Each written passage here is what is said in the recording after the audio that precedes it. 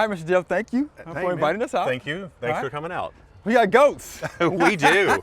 We have finally got goats here on the farm. How about that? Got 4 of them. Okay. And this is thanks to a friend, Julie Lindow, right. with Shady Creek Farms. She donated these goats. We've got Jasmine here. Jasmine. We've got Blondie over there.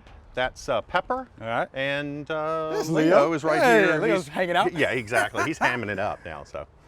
So how about a little brief, information, a little basic information about goats to get us started? Okay. Well, they're one of the first domesticated animals that's ever been. I mean, we're talking 11,000 years ago, and it was that was the beginning of all this kind of domestication. Okay. Ever since then, they've been. Well, in the United States, they were brought over probably around the time of the Mayflower. We've got. Goats are just all over the place. Okay. Yeah, so let's talk about their eyes and their teeth and their stomachs. How about that? Okay. So they have rectangular eyes, which are kind of cool.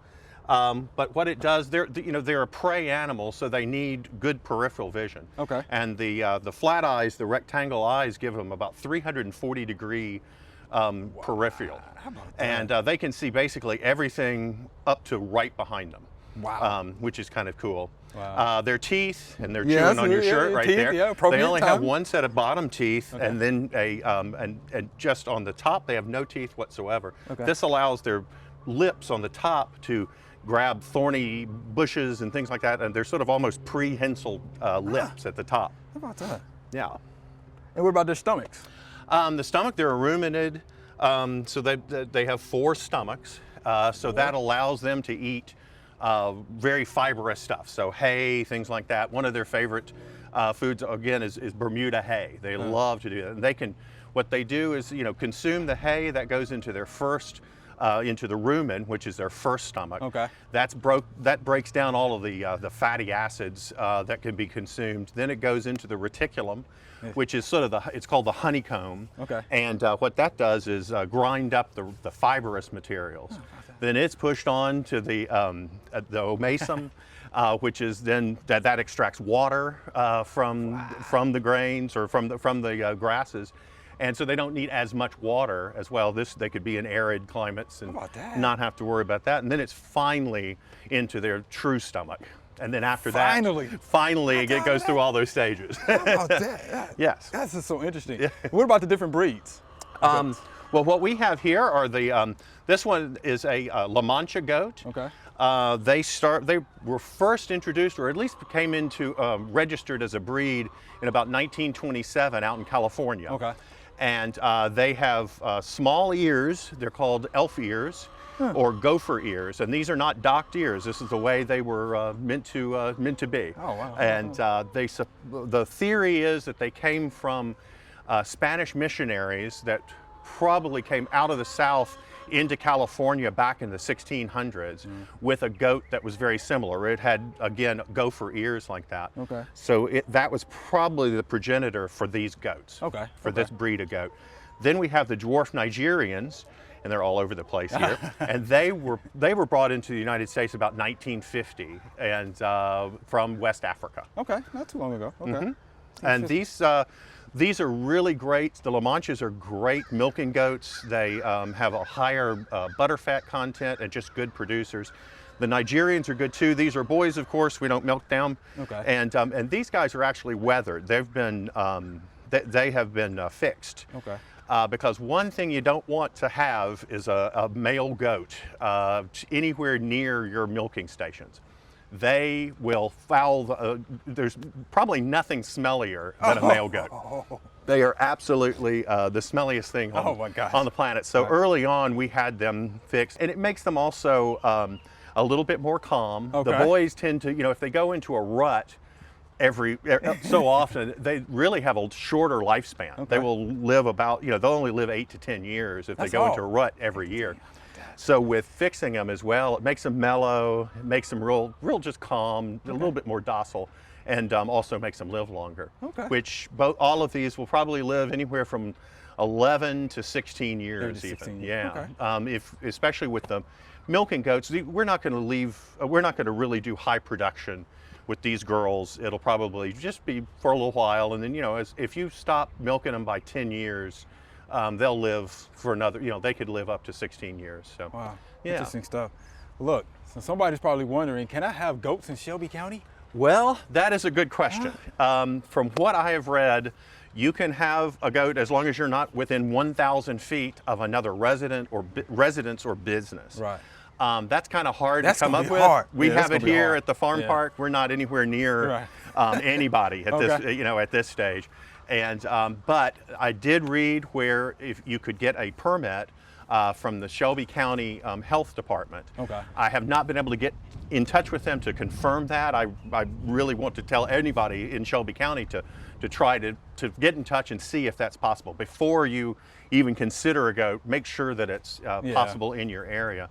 As far as Fayette County or Tipton County, any of these places out further away, rural I areas. doubt that there's even an issue at all. You could probably have as many goats as you care to. Okay. So how do you house the goats here?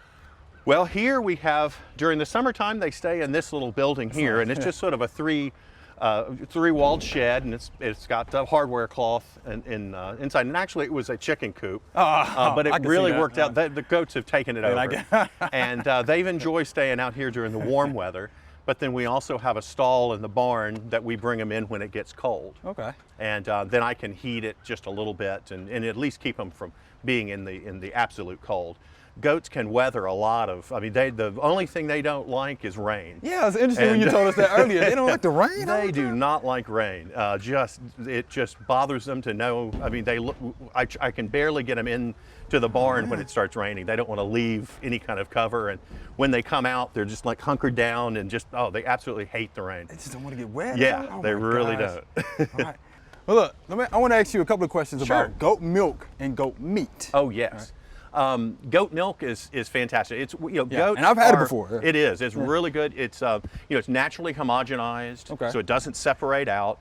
Lactose intolerant people can drink goat's milk as Good, well. good, It is one of the. It's probably the most consumed milk and meat on the planet. There are more goats consumed than cattle. Really? Without question. not know Yeah, that. Did not know not that. necessarily in the United States, Right. but all the rest Right. of the Right, world. sure. They're definitely one of the most consumed animals. And they're great. I've had goat meat before, not these. Yeah, never, not never these. these. Yeah, yeah, these are yeah. my babies Yeah, here. So, yeah. but it's really good. And goat milk raw, of course. We have to be careful with this. There's a two sides of the fence on that one where raw milk is no problem, and then the other side of homogenizing, or at least heating up the milk. Yeah. And it's kind of around here that we call it moonshine. It's sort of like if it's sort of on you can't have it just yet. So How about that? I was in Italy, some years ago, and a lot of the milk that we drank was goat milk. Oh yeah, man. yeah, Yeah, I was exactly. amazed at that. Yeah, yeah. How about that? It is fantastic. It's very, very good. So, what are some fun facts about goats? Well, that let's you see. know As I was talking to you about Abraham Lincoln had goats. I thought that was pretty cool. that's At the White House. At the White House. At Nanny and Nanook were the two the names of these goats, and his son loved to put them on a carriage and have them pull them around. That was one interesting thing, at least homebound here. Another thing is something that's famous for Tennessee, of course, is the myotonic goat, which is the fainting goat, the Tennessee fainting goat.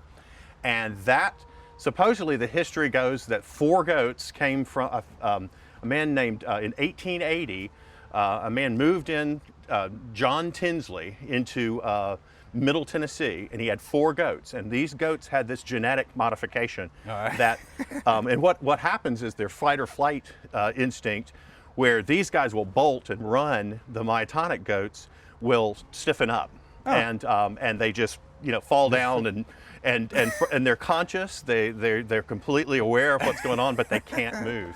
And it's just sort of after breeding many times, there is a huge amount of goats. A lot of farmers like them because they're real easy to catch, Okay.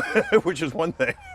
And they won't try to get out of a pen. Okay. These guys, as you can see, they're super curious. They are They're curious. coming all over Yeah, they're going to try to eat everything.